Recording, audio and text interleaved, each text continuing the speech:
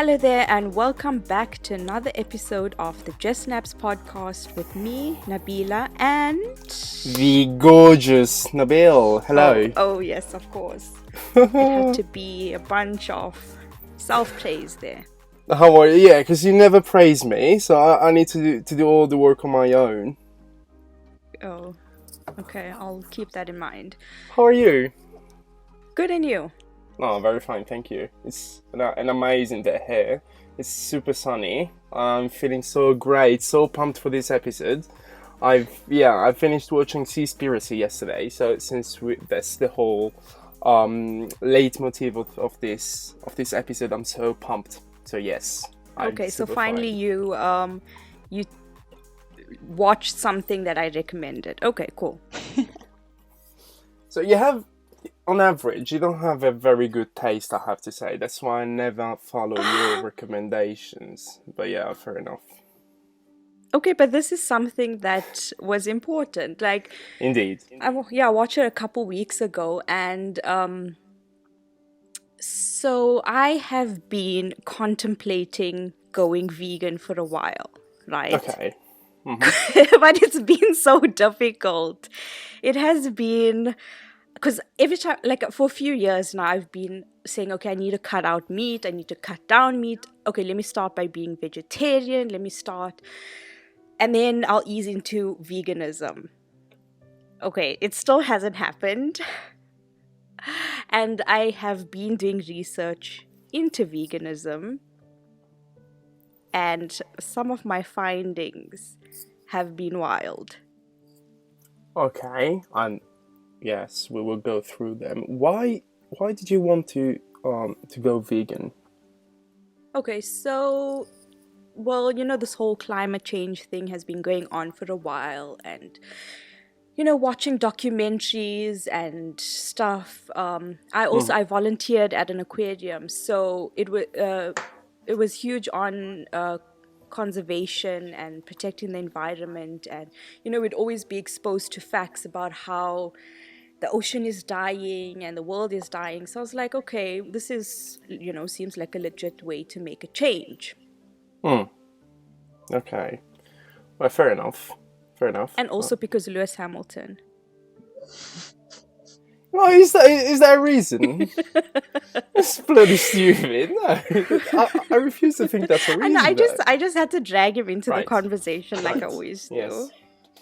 On the other side, I've been contemplating a whole carnivore diet, which means only eating meat, and it does actually have its benefits. I'm not going to try it at all.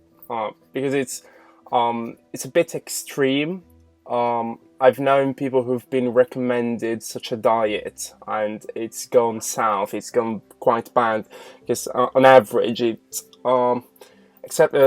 especially men tend to become more aggressive, and I don't need that. Not sure if it's the meat or if it's just. No, I'm going. Oh, peace off. We're good people. But yeah, don't think I'm going that way. So, well, okay, so you mentioned that like all meat diets and all vegan. So I'm kind of on the fence about it because, like, part of the stuff I've been researching, and I'll just get to the hard point about it, is veganism, as it is today, is a byproduct of colonization. And so for years, you can trace veganism back to the Stone Age, and there have been communities in India, China, Japan, Greece who have been historically vegan, but veganism as we know today is a byproduct of colonization. So as we unwrap this further in this episode, as well as Seaspiracy, I will reveal my findings to you. Oh, you're fine. Okay. Okay, I'm not an expert. This is like all new to me, and it's just stuff that I found. Of course. Because obviously, like when you watch things like Seaspiracy and other documentaries, it's not to take at face value. You do your research. Okay, so we have to say, it is not just me and you today.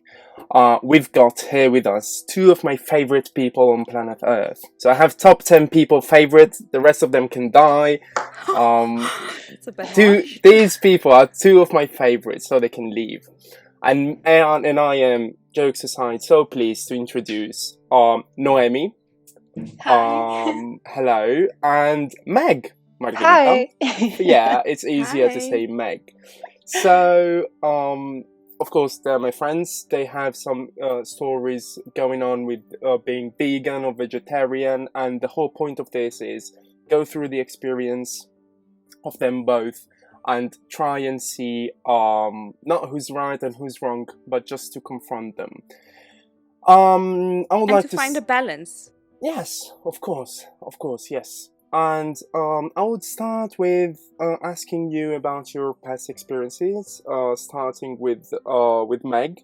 Yeah. What are your experiences concerning vegetarianism or veganism?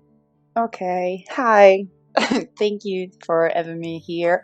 And yeah, I think we spoke about this like this summer, and Yep. that's why I'm here. I have this feeling. And yeah, it's been a 2 years journey right now, and I started exactly 2 years ago on the 1st of January. So like a good way to start a year, and New Year's yeah, resolutions. exactly. And it all started 3 months before that, and because I lost a lot of weight, and I wanted to understand why, but was just because I was in the mountains and doing sport and eating well, and I wanted to understand better how to eat to keep that new weight that I had, and just watching documentaries about eating well, and uh, I was using Netflix, and What the Health came on my page, and I watched that, and I remember the sensation after watching that. I was shocked. I was not searching for that. I was living so well before, without problem, without thinking about it. When you don't know, you have so many problems less. Mm. And I watched that, and I remember I was really, yeah, impressed, and I started to read and watch more. Conspiracy come next, and it appeared that this friend of mine that was vegan. So I started to ask him question, and he made me read some books, and I will tell you my favorite later if you want, if you Hmm. are interested. And yeah, after that I was really impressed, and I read so many positive things about the vegan life, vegan diet. So I did some research to learn some recipes, and just to don't starve after 1 week, and and then the new year came, and I started this journey, and it lasted for 1 year, and was a really good year. I remember in the first 4 or 5 months, I was so energyful. I used to wake up at 6 and do everything I had to do, and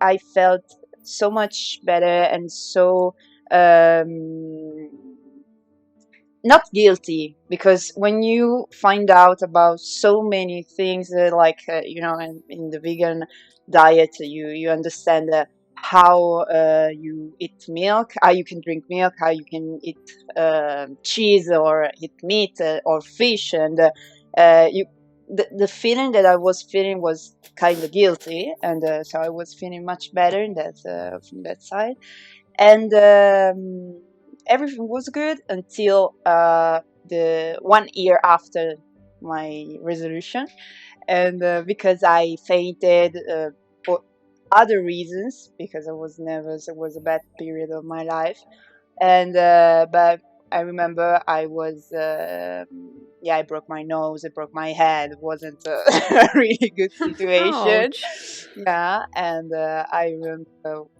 feeling no energy, and I couldn't have the concentration to understand that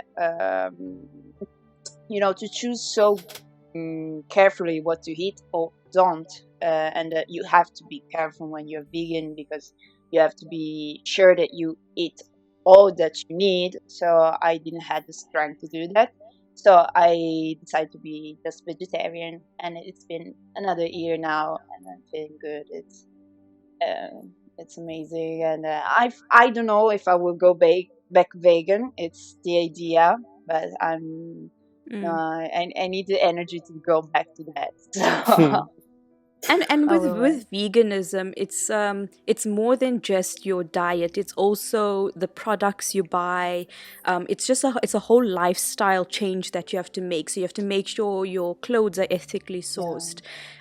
Your cleaning products, like everything has to be ethically sourced, and it's not a cheap lifestyle.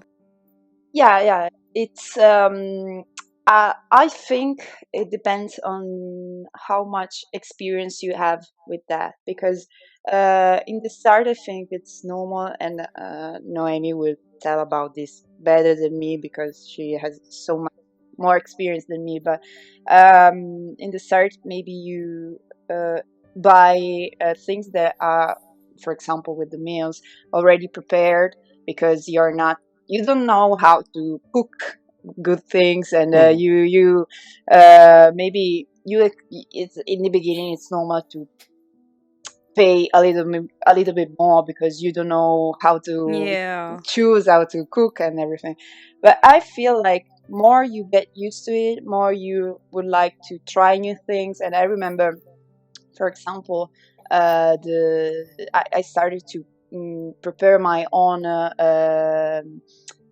meat, my own, and it was better, and I felt much better. Also with the again, the kind of guilt you have, because also like the avocados, the feeling that you will always eat avocado, but after a while you start to hear how also avocado came to your house, to Yes. your and you feel, oh, okay, yeah, maybe I don't have to base all my diet on that, and be a little bit balanced.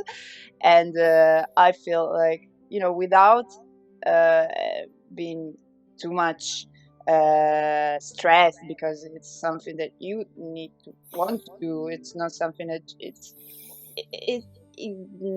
you just have to be patient with yourself, and try your best in your situation. And I feel like also with the cost, it will get better with time.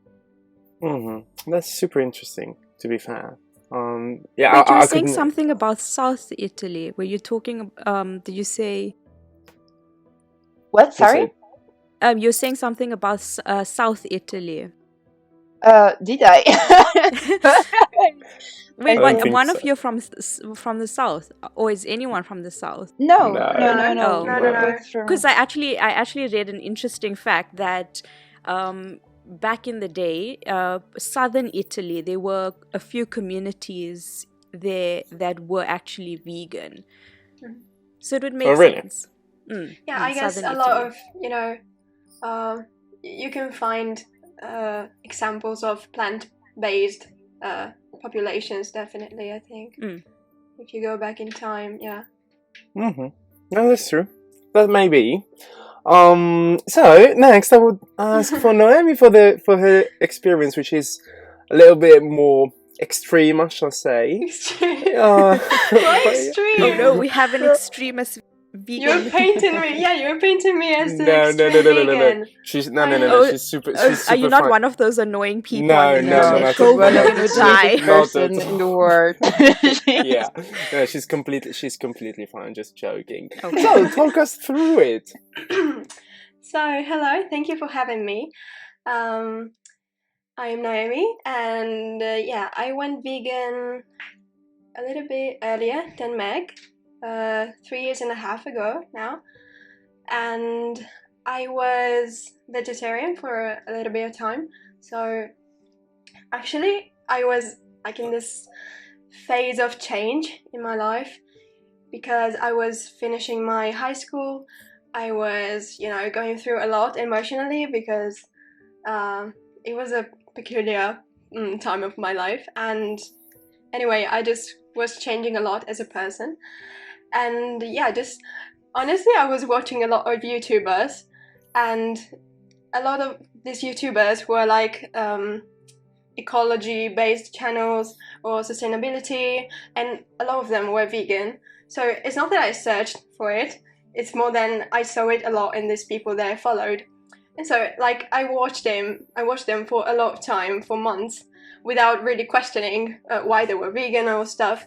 But it, entered my head as a possibility. Oh, I could actually become vegan. Like, it's this lifestyle that I support, and it's actually aligned with a lot of my values. And yeah, it was a bit of a revelation for me in that sense. So I was like, I would love to go vegan. Actually, I did my research.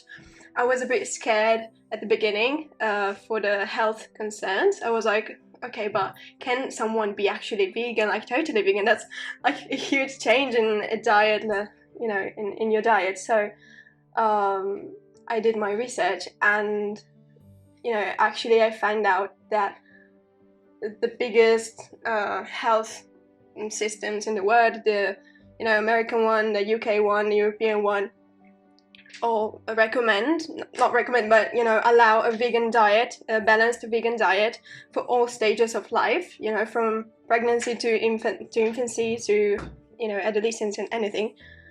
So I was like, okay, like let's research more.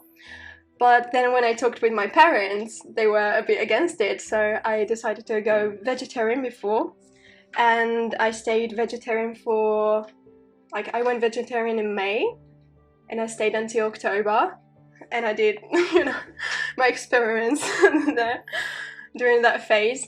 But then, yeah, I was very, conscious of the environmental impact, and as you, Nabila, said, the climate change aspect, the sustainability aspect, the ecology aspect was really concerning me.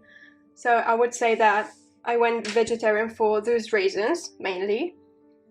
But then something clicked after, when, I watched a lot of videos I find on YouTube or documentaries, and I just felt guilty, so much guilt for having, led this lifestyle, this omnivore lifestyle for most of my life, completely naive of the sufferings of the animals.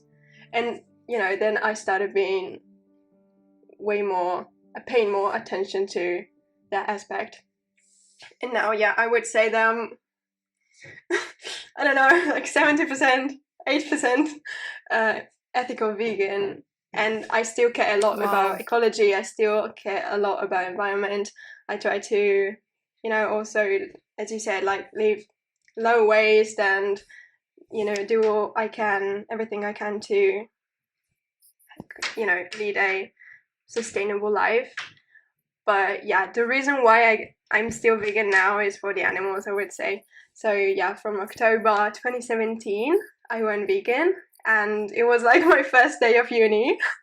So I just lived all the uni years with the being vegan, and it was a challenge in a way. And it's a time of change. You start a new school, you start university, you change your friends.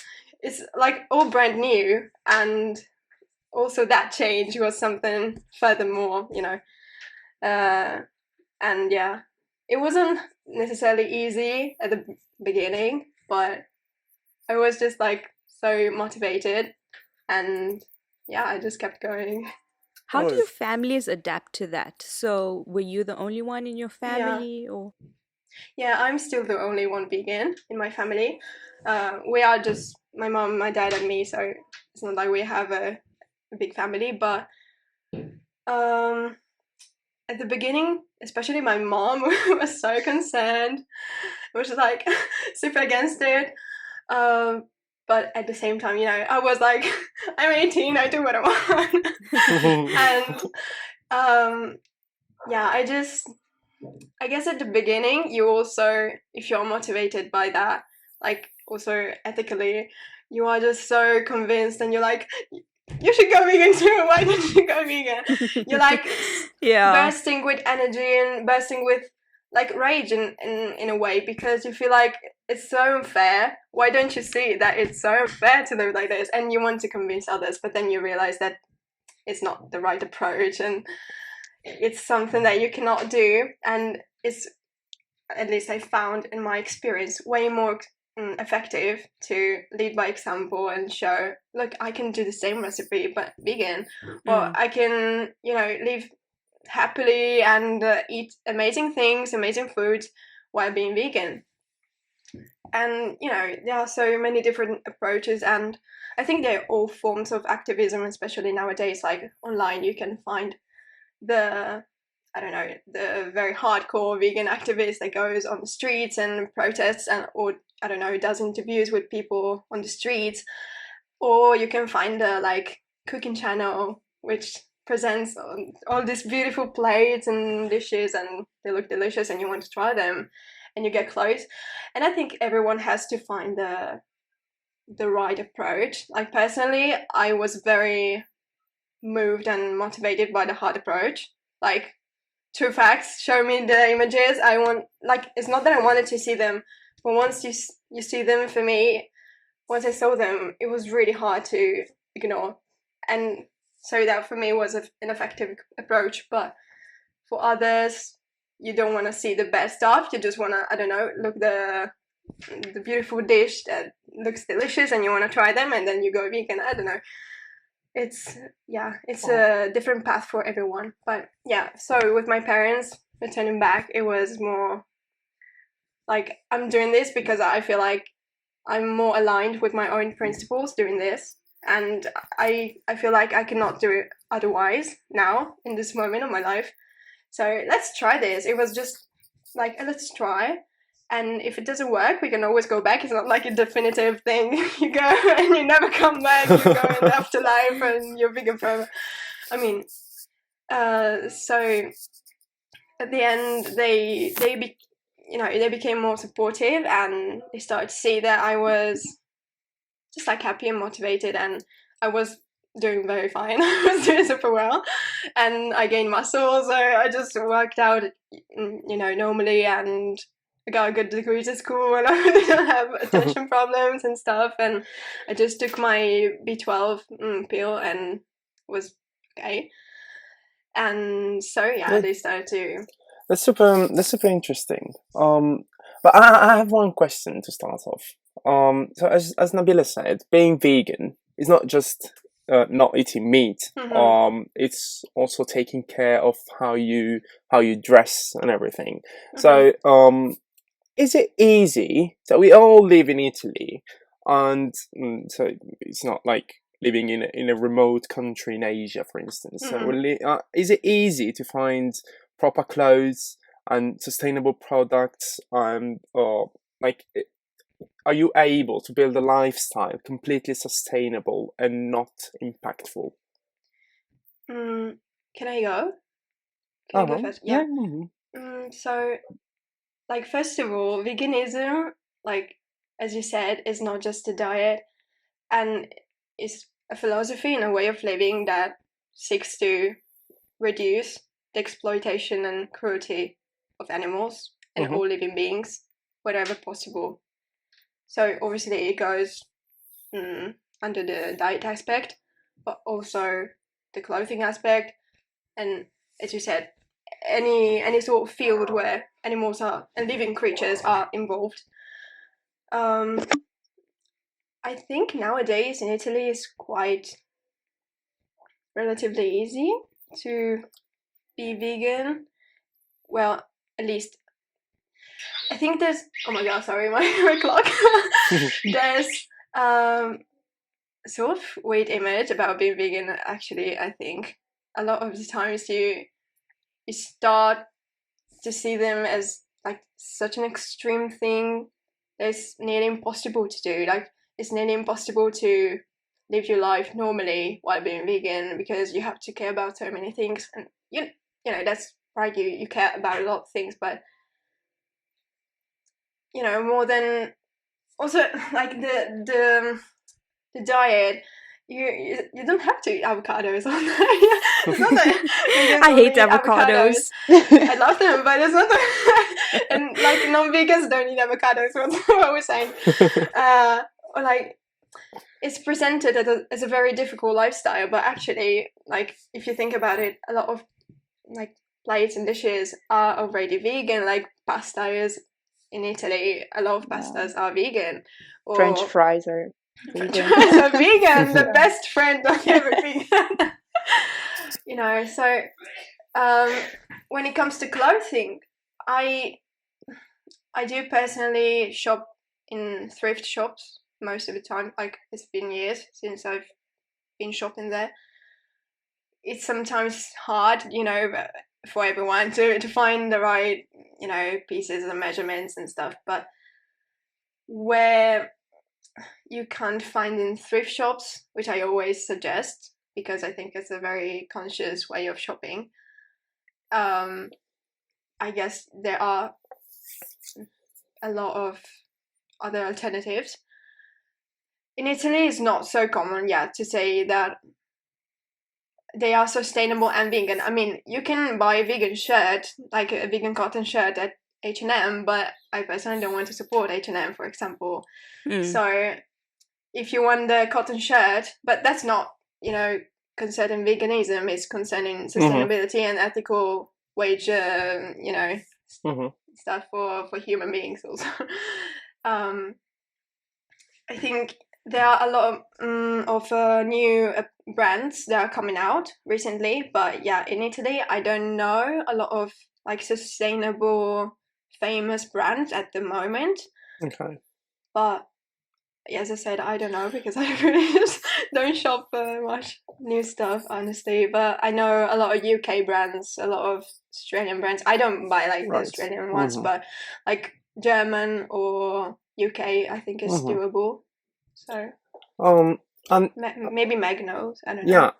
Yeah, Meg, how about you? Have you been able to find, because you live in a larger city compared to us, is it easier there to find sustainable brands and sustainable clothing on average? Yeah, I have to say first that what I understood why I became first vegan, then vegetarian, is that you know, I didn't feel to open my closet and throw away. I have a leather jacket because I me gift too. from the past, and it's what I felt was more like, yeah, I won't buy a new one. I want to add things to the one I already have. And I think here collides two words. One is veganism, and the other one is also about fashion and sustainability in fashion. That it's something that always more people are aware of. It's something that I always listen more and more everywhere, and it's really interesting. I think it's interesting to see huge brands like H&M, and that they are not really famous for their sustainability or awareness of these problems, but you know, trying to bring something new and change a little bit. I feel like Noemi that I won't buy their cotton shirt anyway because you know the money finish in the same place. So it's like actually, vegan burger at McDonald's. Okay, thank you, but it's not something I if you will want to go. support something originally sustainable, originally Yeah, vegan, you wouldn't like go to that brand. I feel like a lot of these big brands are now just jumping on the bandwagon of veganism because they realize what a huge market it is, and all these customers that they're missing out on. So they just take these buzzwords and slap it onto their menu or their clothing ranges and like, oh, we're vegan. But at the end of the day, your clothes are still getting made at a sweatshop. Yeah, exactly. So Yeah. I'm So just like, Yeah, I think we also care about the humans.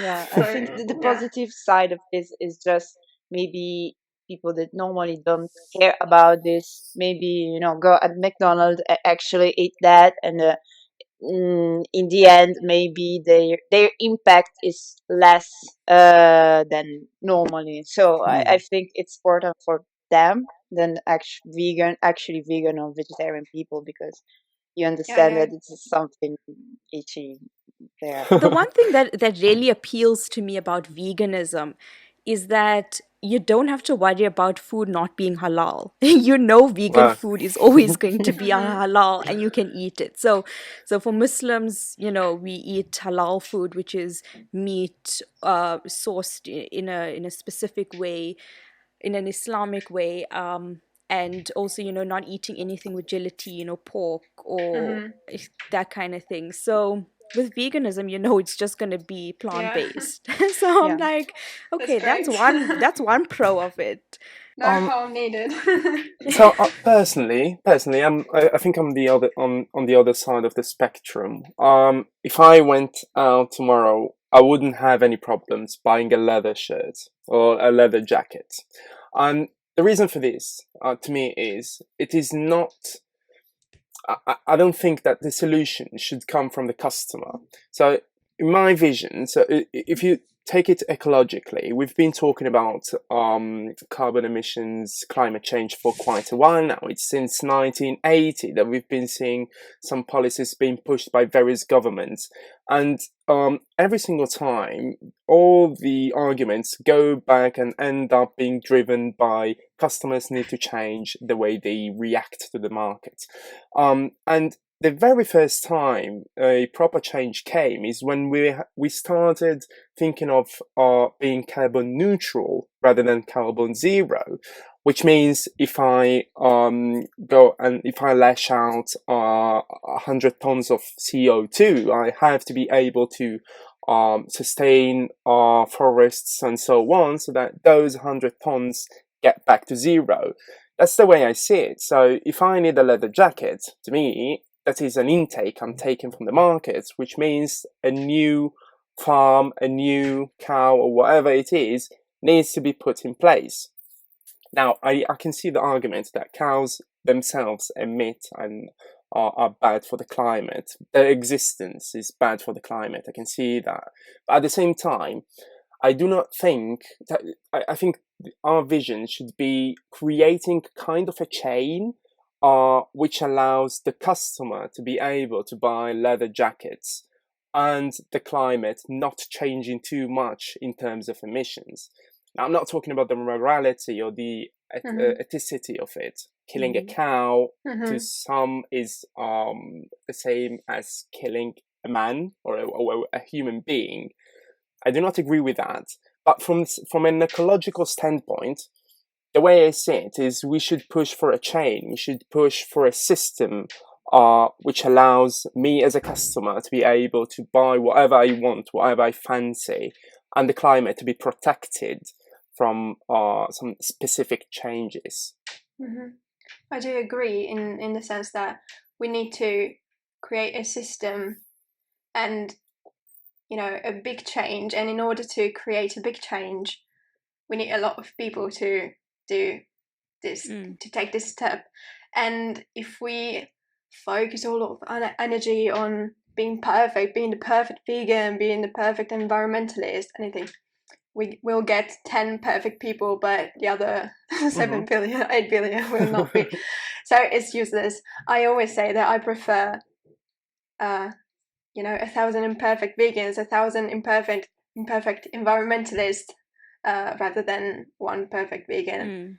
I think it's also down to supply and demand. So you said it's not the customer's duty to be conscious of this, but if we stop demanding these products, companies will realize that they're losing sales on certain products and they discontinue it. At the same time, you also said that leather, and I mean, historically in Africa, I know people made leather clothing. That was their going back in time. It meant something to people. Like, you can't just go in now and tell them, oh, you can't wear cow leather anymore, because I mean, that's what they've been doing for years. You created the problem, so fix it. You can't expect people who've been doing it for centuries to now change their cultural ways and their um what they wear. And But the way I see it is, yes, the customer, a large amount of customers can drive the market. But at the same time, where does that market, who gets affected by that market change? So if you take big chains, McDonald's or H&M, for instance, and all these big chains, changing the market means that they have to change the financial model, which is based on labor in Asia, in Africa, and so on. So ultimately, the Asian family that lives off their chicken being sold to McDonald's, which then takes the chicken abroad and sells it abroad, ultimately they are going to be the ones affected by it. So we are 7.5 billion people in the planet, and but no, but that's also what needs to change now. This whole business of sweatshops and minimum wage in Asia and Africa, all that, and it's going to have a knock-on effect. Like, if you stop buying a product, but why are they on one hand, like, first of all, why are they treating these people like that? Why are they making them dependent on this money? Like, of course, but it's a bigger problem then. Of course, but it's not just the cotton shirt, is it? If you take food, for instance, it is hard to climatically speaking, it is hard to grow some kind of vegetables in some specific areas of Africa and Asia. So you cannot expect them to be selling those. Yeah, So no, obviously, that's basic trade, yeah. Yeah, of course, a family living off the chicken being sold to McDonald's is hardly going to adapt to a new vegan concept. I of don't think preserving McDonald's get their chickens from there, though. I think they No, I mass don't think kill so. their chickens No, in they like have little the factory farm. Yeah, they have it is not, slaughterhouses. they're not selling the chicken to the US, for instance. But if you go to a McDonald's in Japan, they're getting their chicken from remote areas, which are underpaid. Right, it is slavery basically, but Yeah. that it is, yeah, and they live off it. And if you take that off, they're not going to live off anything better. So the way I see it is, we need to build a structure that allows the family, the Asian family or the African family who lives on fishing, for instance, to be able to adapt to a new system. That is why my point is, and the thinking that we should all convert to veganism. I don't think so. That's a yeah, point, so. that is the point that came out of the documentary we mentioned earlier, which is Seaspiracy saying we should not eat fish. That is not a sustainable market. Yes, you help out regrowing the ocean, but at the same time, many African families are going to be affected by that. And it is not me. I'm privileged enough to be able to live off a different model. But the African family living off the fish they fish on their coast when the European Union is not there, that's the family that's going to be affected by it. So that is But how I also see in it. the same token, you can't use that savior complex as a cover up to keep consuming unethically, yeah, and part of what I was researching, as I was telling you earlier. So there have been communities for centuries who have been the word veganism was coined in 1944 by some white man, but it's been going on for years. So in India, Hindus, Sikhs, Jain religion, they all have historically been vegan. And also communities around the world are genetically not, they don't need meat. Their bodies physically, their bodies don't need meat. And I was thinking about this, and I was like, actually, I'm lactose intolerant. A lot of my family are lactose intolerant as well, which is like somewhere along the line in India, my family were not meant to be drinking cow's milk, and people came in, introduced cow's milk. Now this is what's going to give you your calcium. But for decades before that, they were getting their calcium from other sources. Um, so yeah, so like as I said, it's all back to colonization and them bringing in products and bringing in meat and making you rely on them for their food sources, and then neglecting what you historically, what's the diet of your area, eating your local foods and stuff.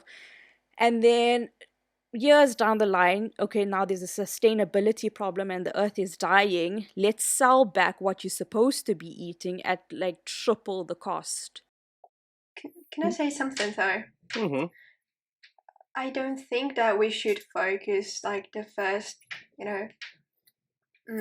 our attention at the beginning. I think it obviously shouldn't be on the African tribes or the population who live on the coast of Africa who depend on the fishing.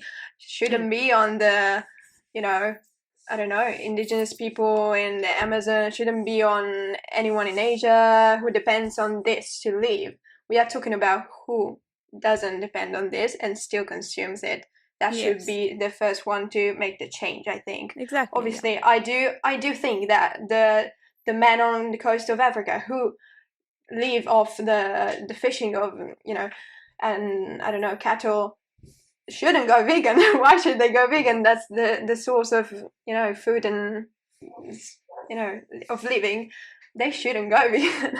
I think we who have the possibility to go vegan, or at least reduce to, the maximum extent we can, our consumption of animal products, then we should start making the change.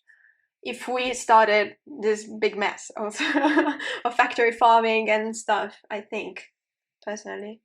Yeah, in my opinion, I think I found the problem in the excess. I think there you can find the problem there, and the excess also came with lower price on everything, meat, fish. People are not used to pay the right amount for fish and meat. I think that if the excess, it's not should not fight with veganism, but should be fight with people be more careful about how much meat and how much fish they eat during the week, during a month, and they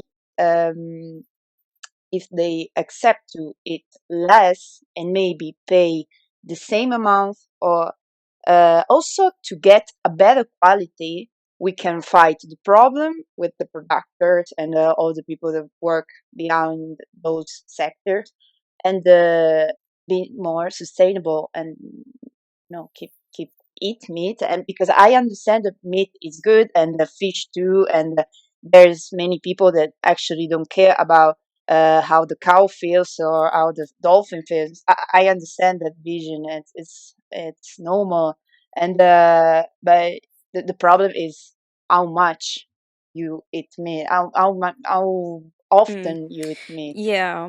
So And the I think problem, that, yeah. isn't with what you're consuming, it's how you consume it. Yeah. So are you getting your chickens ethically? Are you getting your cows? Are you eating it in moderation? Not over slaughtering and just like mashing all random pieces of animals together and just mass producing it at such a low cost that makes it more affordable. Yeah.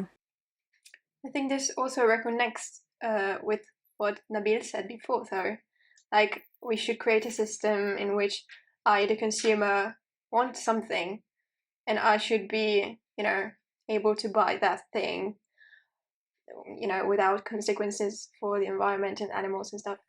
But then I ask myself, how much do we want? Because apparently we want a lot, and then Yeah. we cannot satisfy.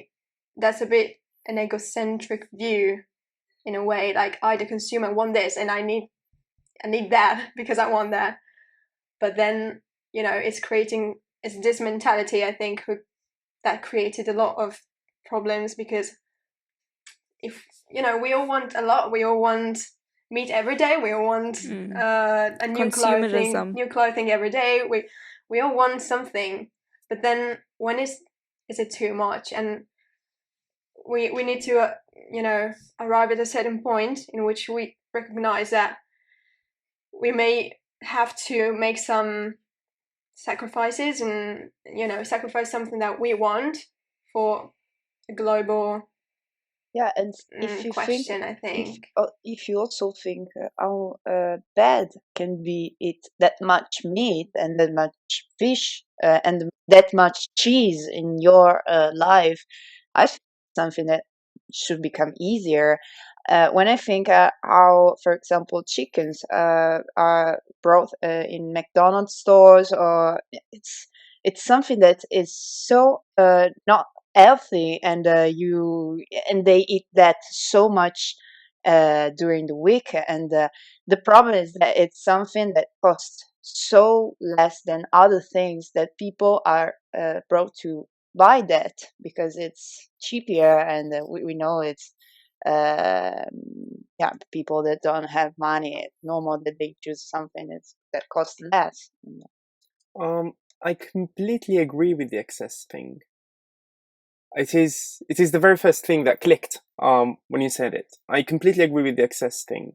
I think the markets need to be driven by regulations to increase some prices on some specific. So you list an amount of environmentally dangerous or endangered species, and their meat or their derivatives, be it leather jackets or whatever, gets an increased taxation, which means a higher price, which means a company not being able to sell it. At the same time, I do not agree with. So I need to clarify this. I did not say that African tribes should go vegan, not at all. But if we cut fish, for instance, so the European Union does not fish on the Mediterranean Sea at all. They take their boats and they go to Africa, which is a byproduct of colonization. That's what they do. And they go there and sometimes they underpay some families, to some fisher families. But at the end of the day, they go and they create an economically not sustainable, but still an economical system there in Africa. If we cut fish, we're not getting any fish intake from Africa. And those fishermen can continue eating fish, but they will not be selling any fish to anyone if you take out the European Union and China, which means endangering even more an economically hit system. By the time of colonization, we hit the system of Africa. It is not able to sustain itself. So at the same time, I still think that if we as Europeans, just we in the first world, cut fish, the economical result will go back to Africa rather than us. I completely agree with that, because I don't know why, if any European I speak to, a lot of them, they are under the impression that Africans need them to survive. I always get this argument like, oh, without Europeans, you wouldn't have roads, or you wouldn't have this and you wouldn't have that. And I'm just like, look, without Europeans, the Africans can survive on their own. We live off the land. We live with what we have. We live within our means. This whole thing about, Africans need Europeans to survive. Yes, maybe in this world, because Europeans have made Africans dependent on them. But I mean, if you stop fishing and stop demanding fish, there'll be more fish in the ocean for these people to fish for themselves, and they feed their families. So I agree with that, yeah. Because in the first place, I think what like Seaspiracy was saying in the segment was that European ships go down and fish a lot, like basically all the fish in those seas, and so the populations that would eat normally those fish then don't have it anymore and have to buy from Europeans exactly food. Yeah, and that's like they get dependent on on Europeans because they stole their food. But if Europeans didn't go fishing there, Africans would fish that fish and stop. They didn't Exactly, have yes. to pay for anything in return from Europeans. So here's my question. Instead of pushing people to cut fish, which is, I think, a utopia, let's put it, or a dystopia, but at the end of the day, it is not realistic at all.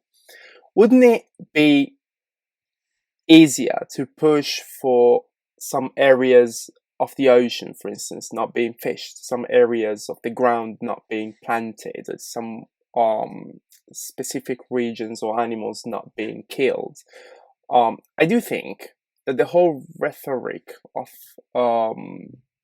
not eating, not consuming some things, I don't think that's productive at all. And I wanted to ask you whether you agree with me or not. Yeah, I do. I think documentaries like Seaspiracy and they need to get you traumatized. That's my feeling. You will Definitely. you're shocked after that. I Yeah. felt that. I know how you feel, and it's awful. And but I think they sometimes also do mistakes, because I don't know Yeah. if you ever watch. There are many news that prove that many things that they said maybe weren't actually Mhm. correct. Yeah. But Yeah. I think can be really useful because you start to think about that. It's something that Yeah. bring you to think and bring you Plant a to seed. realize that is a problem. And I feel that also, if maybe it's not the most correct way to see much, the best thing to ask to stop eating meat or fish, it's something that maybe brings more attention on the table when you buy something, when you eat. And it's not the extreme, as we said. It's not being vegan, but maybe being more careful when you eat. And that's what I think they are useful to. They are useful to that. I agree. I I also think completely it agree with that. empowers. Yeah, I think it empowers people to, take a little action in their own lives and, realize that they can make a little change, and that's, after all, a big change if a lot of people do it, and the market then has to follow the new trends that people are creating in a way. So it's empowering in that way. But I do agree that, it should be coming with a lot of other regulations. That is not, it's one thing. I do believe it's one thing, it's very important, but it can't be the only thing that we focus our attention on. And for like the protected areas, like forest or sea regions, sea areas, um I yeah, like in Seaspiracy and in a lot of articles in scientific journals, it talks about how little lands and little sea areas are protected nowadays. But the 1% question, basically. 1%, But then the question is, which country is going to do it, and for what? Like, there's no will to do it because they gain fishing there. Like, what's going to stop them? It's a bit depressing, but it's the So reality. the whole thing with Seaspiracy, so my take on it. So I studied advertising, so I always notice things like product placement especially. So now watch this and I was like, okay, this is some facts I knew because I'd seen other documentaries that weren't on Netflix, and because I worked at an aquarium and on the conservation side of it, I knew like some of this is actually genuinely true. But then it came to the part where they started promoting this plant-based thing. I was like, okay, these people are getting money from somewhere to promote this. So I was like, okay, a lot of people are going to have a problem with this and say that these people are now, the whole idea was to promote a vegan lifestyle. But documentaries like this are just, you don't take them at face value. You do your own research. It's just for awareness. You do your own research, you do the work, you do look into it, you become more aware. Like Meg said, you take note of what you're eating after that.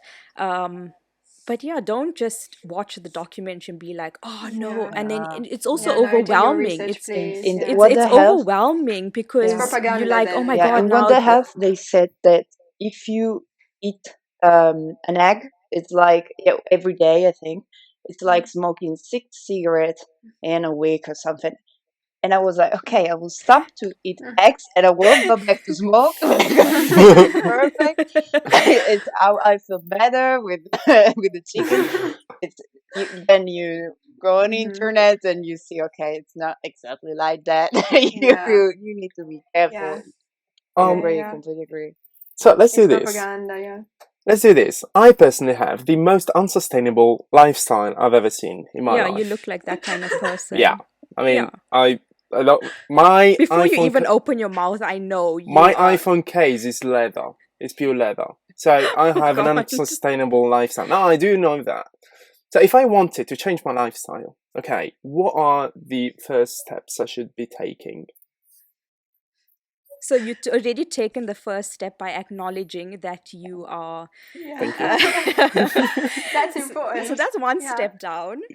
Yeah. Okay, marvelous. And what's next?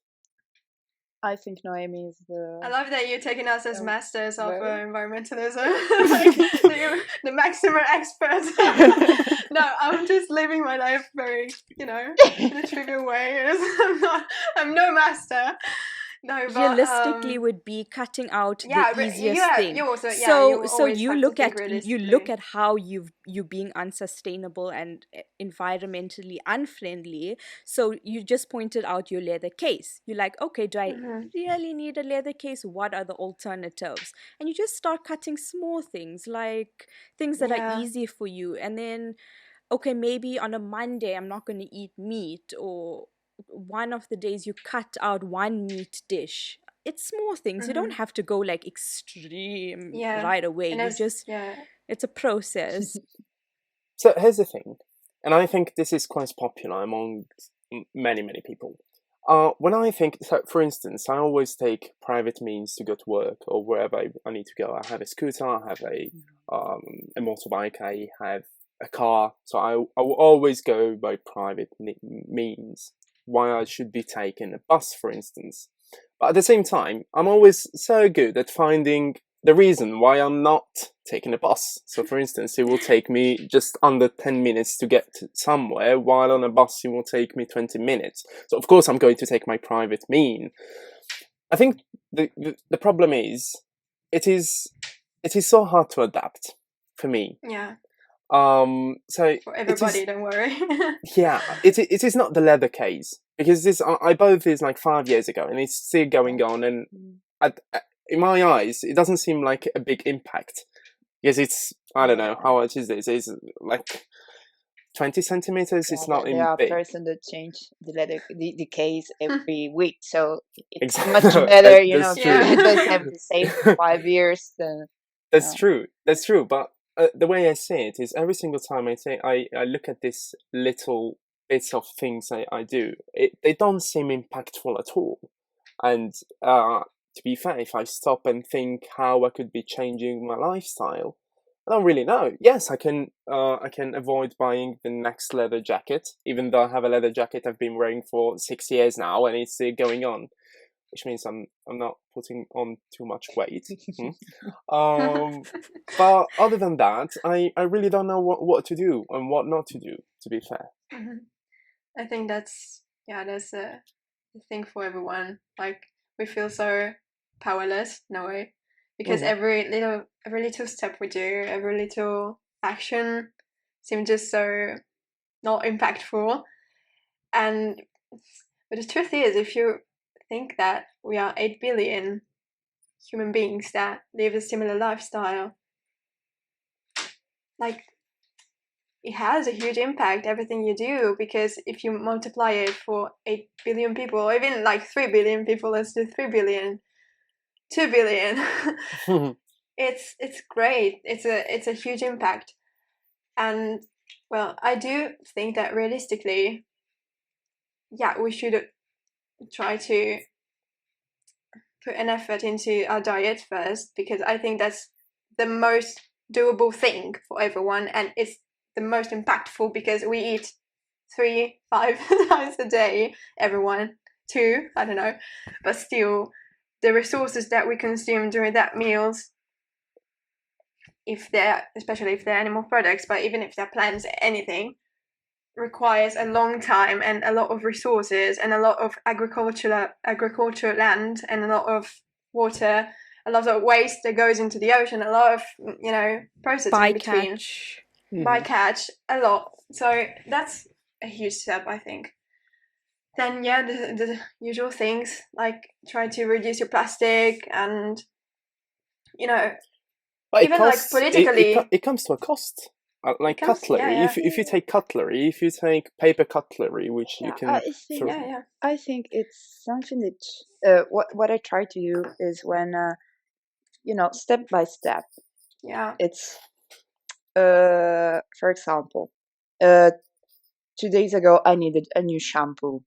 Okay, and you go in the market, and you stay there and watch a little bit the products, and you say, okay, so you have the classic one that I always took, and I know it works pretty good, but I know that there is this type that maybe it's an alternative. It's something that is really close to what I normally use, but it's less as a little less impact. And for example, I tried the solid shampoo Yeah, me too. right now, and it's so not I'm not used to it totally, because it's something that you have to put out of your shower. When I shower, I just want to wash myself, go out and stop. No, you have to put it out and dry it and put it away. It's something that you need to think when you do it. It's not okay. It's not It's easy. It's okay. So it's a sacrifice. Yeah, but it's an habit. When you it do becomes it, a habit. Then, it's like waking up early in the morning. It's something that at the beginning it sucks. You ate it because you want to sleep and you want to. But if you start to do it after 1 month, it's something that you do it, and okay, it's I did it for a month, I can do it for another, and I feel like it becomes an habit. And I think it's impossible to go from 0 to 100 with everything. 0 impact, 100, and no, it's not possible. And I feel it's something also that won't last if you go from 0 to 100. But if you try what's best for you and has less impact, it's something that you can work on it. It's okay. I think it needs to be sustainable in the first place for you.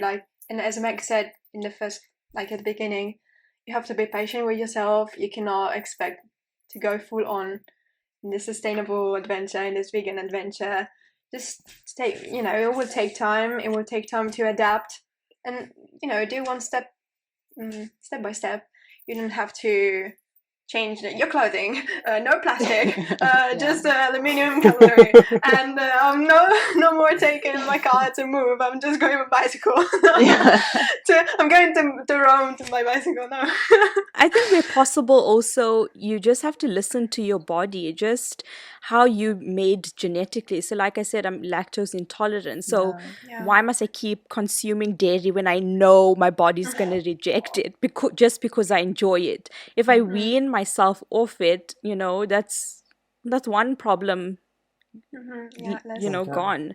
I just eat more dairy alternatives. And try maybe buy local food, sustain your small farmers and markets around your area if you have one close. We have a lot even politically, cool. Even politically, if you can vote someone who seems to be more careful about environment and tries to propose some alternatives, maybe give your vote to them instead of Yeah. plastic ones. Do you know, I actually Yeah. tried that like in my first, I think my first or second election, I was so pro environment. I was like, yes, the Green Party or whatever is gonna get my vote, and they didn't Yeah. even win one seat. No, yeah, but yeah, exactly. It's a bit upsetting at the beginning, but I mean, if this is an impact. If a political party that cares a lot about the environment and plans to, I don't know, restructure the transport system and stuff, that's a huge impact if enough people are conscious of it and vote for it. And that's something that is not very impactful in your everyday life, because you say, oh, I just gave a vote. It's not that I change the world, but actually you can change your city and then your country, your region, who knows. So yeah, And how teamwork makes the dream work in a way. Yeah. how important is it to you all, the ecological side of a political party when you go and vote? So like, if you go to the US, they have a very deep issue with the sanitary system, the NHS, and so that's the top priority, getting cured if they have some illness. So us in Europe, and you, Nabila, in South Africa, how important is it when you go and vote for a party? How the ecological and the green side of that party is important to you? For me, it's very important, but I know realistically in South Africa, saving the environment isn't a priority because people are basically living hand to mouth here. So the first issue that we're dealing with is poverty. So, I mean, you've been voting, like I said, this party didn't even win one seat in parliament. And I mean, our government don't even regulate our seas. Late at night, Chinese ships come in, troll, steal all our fish, and then F off, and our government does nothing. So, yeah, I think it's pointless relying on government to make a change. I think it's going to have to come from people who actually don't. Saving the environment is not a priority here, sadly. Mm-hmm. And how about you two? Yeah, I feel like we don't have the problems that you said, but it's not a priority either here. So Yeah. many times. I feel like as long as governments are making money out of it, they're not going to care. Yeah. That's why I think teamwork makes the dream work, especially from the people, because in a way you need to save yourself from the disruption of the world. But again, no, go on. Yeah, I feel like in my personal opinion, the most important things for me are this one and the civil rights, because it's my I studied law. It's my place, I feel like my economic skills are so low that I try to understand, but my heart always go to the more careful to this topics. And I remember I felt like you on I don't remember when, but when we voted for European Yeah. it was 2 years ago. yeah 2019. maybe. And the green politics were quite strong in all Europe except for Italy. Italy was so bad. I remember. That's true. That's true. But yeah, like in Germany, Sweden, Denmark, it's just like Yeah. I was like, no, please, no, I don't want to live here. But did I vote it? I'm sure. That's true.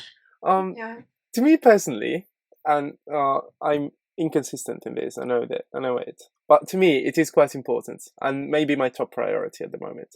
So I think I'm unsustainable in my own lifestyle, but I like it's ironic that you say that. Yeah, I like to judge everyone else. No, so but that's cool too. Ultimately, what I think is, it is never going to be a top priority because every single country in its own has its own problems, and ultimately they will always be the top priority. It is normal. It is self-preservation as a human being and as a community, and we identify with the community we're born in as a country. But at the same time, if you take it from a humanitarian, from a human standpoint, I do think that for me, it couldn't be anything else my top priority. So I live in a first world country. It is true that not every single right is respected here in Italy. There are many, many things that from a humanitarian side are not working. And I can see that. But at the same time, I do think if you take the risk as a human species, we are going through comparing civil rights, for instance, or the climate change. I do think that climate change ultimately is a bigger risk than civil rights. So if I were in Morocco or in Saudi Arabia, I would be pushing for civil rights if I don't get killed. But living in Italy, living in Europe, I think our top priority at the moment should be climate change. We have built a system where we as Europeans and Americans are the pinnacle of the world. We have been profiting from different regions in the world for all our history, and this has brought some changes. First of all, climate change. So now that we have a good level of civil rights, which is not enough, but a good level, I do think that our top priority as Europeans, on average, should be climate change and the ecological side of it. Climate change is eventually going to start affecting civil rights as well, because as the climate worsens and fish are dying more and animals are becoming extinct and ecosystems are being destroyed, the rich are going to be fine and the poor are going to get poorer. And eventually it's going to come down to a fight where it's going to be rich against poor. So we need to, it is, like you said, the top priority is climate change, because to prevent further civil unrest, we need to protect the environment that we're living in. Yeah, and don't take me wrong, it is not those who support civil rights against those against climate change. We're all on the same side, and we should be. And the changes you've mentioned will bring us even closer together. It is not. I was just listing the priorities. It is not us against them, as we all not now at least. I don't think it's ever going to be, though. I see it starting here. Slowly. Okay. Yeah. Okay. No, but one last thing. So I think we got carried away and we bit over an hour. So the last thing I wanted to say is, humans started on a fresh, clean page. We had all the freedom to live peaceful, harmonious lives. And we chose violence. We chose violence and abuse. Why? I'll never forgive those people. No. That's boring, be sitting though. on a riverbank, This is boring. Fresh water. Yeah, absolutely. So yes, as you said, we have well gone over the hour. I would like to thank both Noemi and Meg. It's been super great. It's been great. I'm speechless. Super interesting. Many things I didn't know, to be fair, and many thoughts I didn't have. And I hope you all listeners will be able to think a bit more about it as well. So one last thing we always do is we always list the song of the week, which is basically the song we've been listening to the most during the last week, which is yours, starting with Noemi. Oh no, you caught me unprepared. Okay. The first one that comes to mind. I listen to a lot of how's it called? I See Red by the cover by Bella. She's amazing. I love her. I was expecting some K-pop. Also, BTS Film Out. Go listen to it. New Japanese single. Go listen to it. Okay. Meg, how about you? No, ABBA, obviously. Okay. Oh, yeah. Yeah. Also Kiss from Prince. These days is like on Okay. repeat. Yeah. Okay, fair Listen enough. to ABBA as well. And Nabila, how about you? Mine is Can't Let You Go by Ali Ghati. He just released a new album and I love it. I love his voice and Wow. yeah, that's been my song on repeat this week. Yours? Mine is Finally. Redbone by Childish Gambino. It's great. Ooh. Mm-hmm. Amazing. Yes. So, thank you very much again. It's been great. And if you have any questions, any feedback, feel free to insult us using our social media at JustNabz Podcast. And we will talk to you next week. Yes, so Thank we are you. on Twitter, Facebook, Instagram, and now you can buy us coffees as well on Buy Me a Coffee. We'll drop that link on social media. Yes. Thank you very much. And we will talk to you next week. Bye-bye. Bye. Bye. Bye.